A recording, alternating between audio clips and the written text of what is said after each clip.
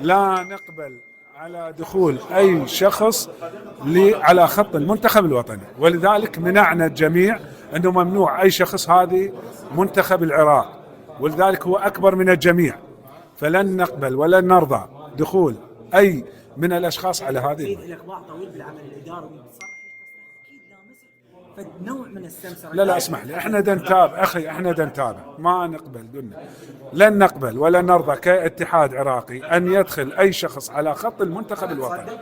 نعم، تصدر هذا الموضوع؟ هو اساسا احنا اليوم نقاشنا وطولنا ايضا بالنقاش انه نبعد الجميع، وايضا يعني اليوم اقاله الجميع إداري وإعلامي شلع قلع، كل الموجودين تم اقالتهم بشكل كامل، ونعمل ان شاء الله على اختيار مدرب بالاجتماع القادم اللي يوم 5/4 حتى نحدد به ونتابع ايضا كاعضاء مسيرة منتخبنا الوطني